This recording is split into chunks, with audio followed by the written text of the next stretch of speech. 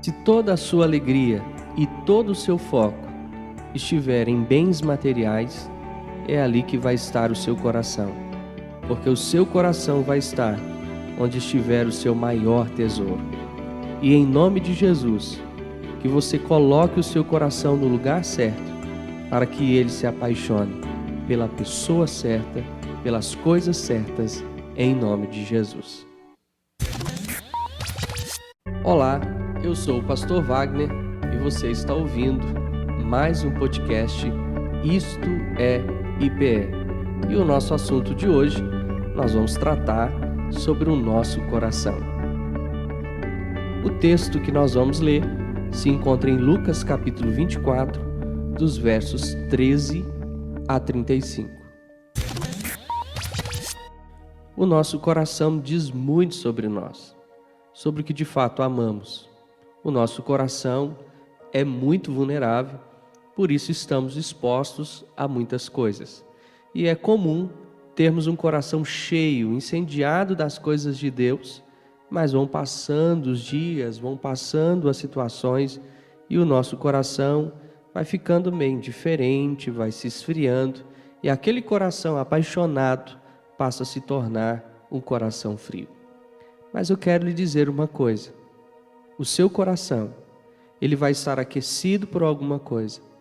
Ele pode estar frio para as coisas de Deus, mas cuidado, ele pode se apaixonar pela pessoa errada. Ele pode se apaixonar por algo que não deveria ganhar a paixão do seu coração. Então, se você olha, por exemplo, toda a sua alegria, todo o seu foco está no seu trabalho, é ali que vai estar o seu coração. Se está em bens materiais, é ali que vai estar o seu coração, porque o seu coração vai estar onde estiver o seu maior tesouro. A palavra de Deus nos apresenta uma história. E que história é essa? Aconteceu então a morte de Jesus e a sua ressurreição. E logo depois da sua ressurreição aconteceu essa história. 2 discípulos, e é muito interessante que nós sabemos o nome de um e não sabemos o nome de outro. O nome que a Bíblia nos fala é o nome de Cleopas. Estava ali Cleopas e o outro discípulo, que estavam tristes e decepcionados, com seus corações frios, e estavam indo em direção a Emaús. Emaús era uma vila que hoje nem existe mais, que foi absorvida pela grande Jerusalém. E de repente, Jesus começa a andar com eles. Mas o coração deles estavam tão frios que eles nem percebem.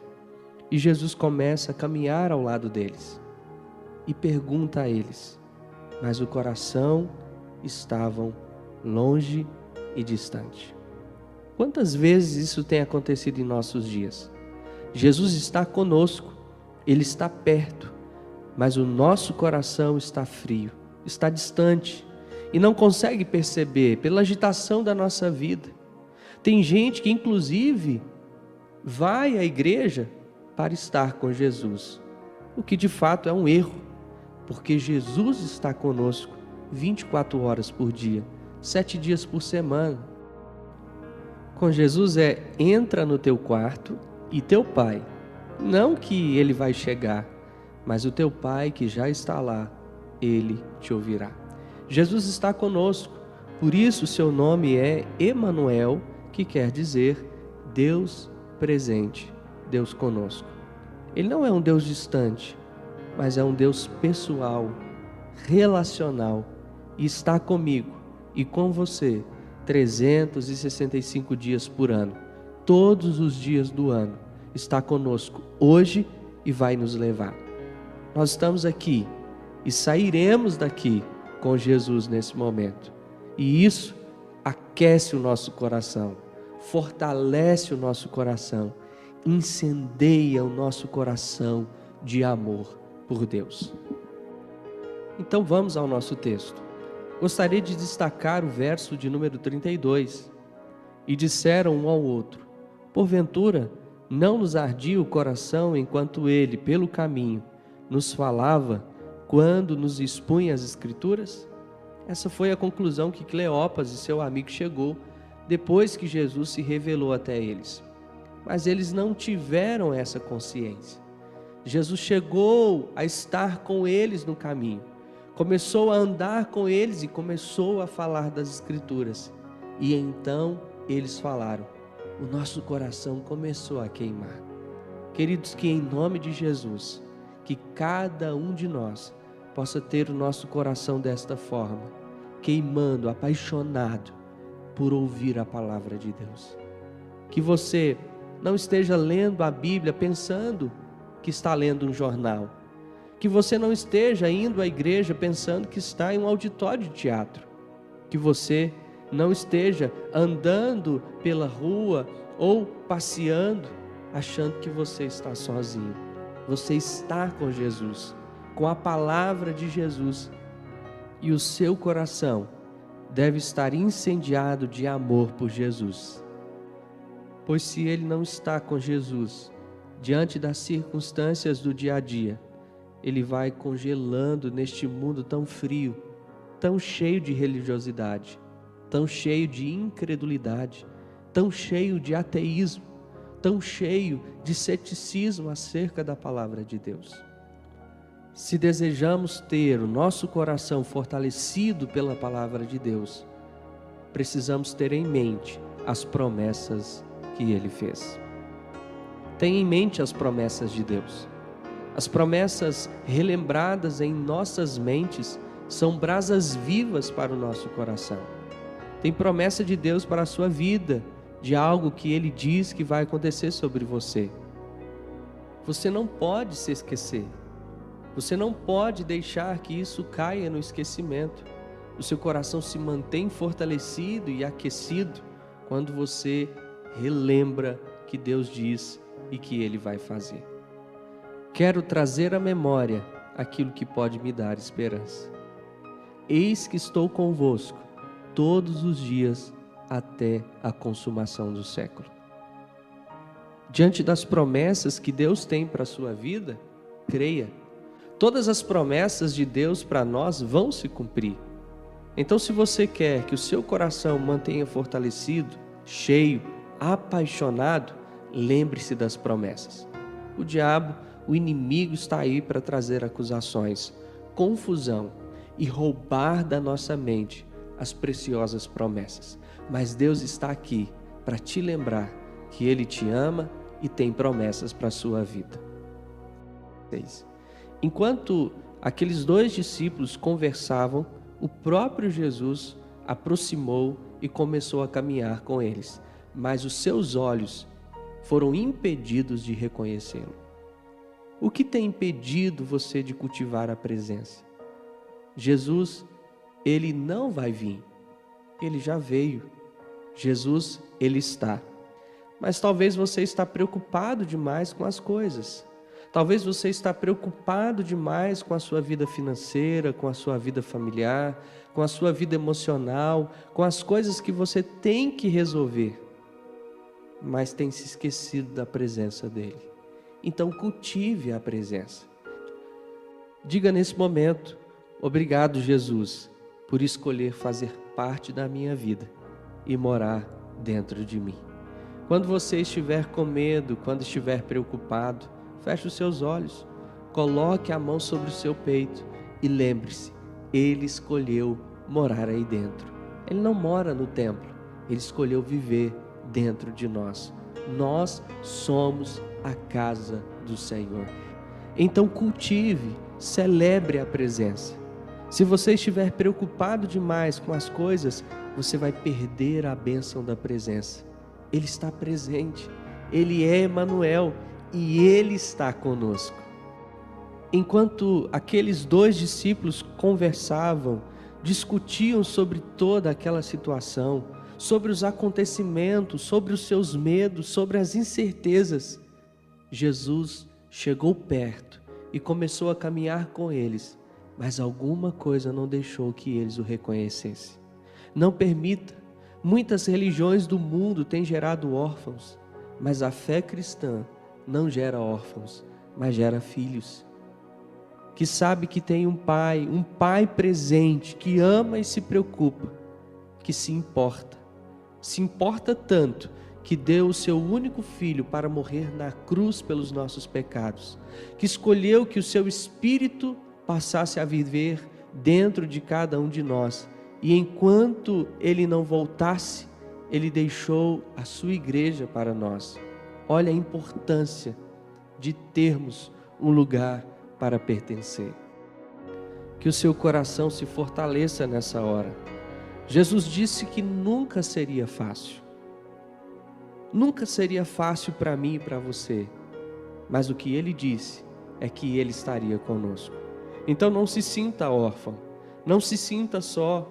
Não se sinta abatido, porque Jesus, ao ressuscitar e a nos enviar ao mundo, ele disse: eu estarei convosco. Ele colocou dentro de você o seu Espírito para te ajudar, para te iluminar, para te trazer discernimento. Então mantenha o seu coração fortalecido. Você não é órfão, você não está sozinho, você não está largado. Jesus anda com você e Ele está com você nesse momento da sua caminhada. Tem gente que acha: eu aceitei a Jesus, tudo vai ser fácil. Isso não é evangelho. Jesus disse que no mundo teríamos aflições, mas tem de bom ânimo, porque Ele venceu. Cristo nos dá uma palavra de encorajamento nesta hora. Jesus nos dá uma palavra de fé. Que você guarde isso no seu coração e mantenha-se fortalecido, em chamas, incendiado, porque esta promessa se cumprirá por todos os dias da nossa vida. Todos nós podemos ter momentos de tristeza, faz parte da vida. A vida é cíclica. Passamos por momentos de tristeza, momentos de raiva, momentos de dor, momentos de ira. Nós somos seres humanos. Mas você não pode se conformar com o estado de tristeza. Um estado de tristeza profundo que você se entrega, e isso é terrível. Pode trazer consequências emocionais e até mesmo espirituais. Você está em um estado de tristeza. Isso não é normal, porque a alegria do Senhor é a nossa força. Nós temos o tchara de Deus. Nós temos a alegria que vem do coração de Deus. Você pode, por circunstâncias, estar atravessando nesse momento um período de tristeza e de enfraquecimento. Mas você não pode mergulhar no estado de tristeza e achar que isso é normal. A tristeza rouba a alegria. A tristeza rouba o ânimo, rouba a disposição, inclusive, de ir e levar as boas novas aos corações. Porque começamos a olhar somente para dentro do nosso próprio coração, para as nossas próprias necessidades. E o nosso coração vai ficando pequeno, apertado. Então peça a Deus nesse momento, faça esta oração, peça a Deus que derrame sobre a sua vida a alegria. Jesus, eu quero voltar a rir, eu quero voltar a sorrir, eu quero voltar a dar gargalhada. Tem pessoas que não lembram a última vez que sorriu de alegria, porque está azedo, amargo, ranzinza, reclama de todo mundo, ninguém presta, ninguém vale nada, só reclama, só reclama. Eu quero dizer em nome de Jesus, por amor de Deus, não se vitime, mas creia, decida sorrir, coloque uma roupa nova, coloque um sorriso, mude a música, troque a música por uma canção de alegria diante do Senhor. A gente não canta de alegria porque está tudo bem, nós cantamos de alegria porque sabemos quem somos, de onde viemos e para onde vamos.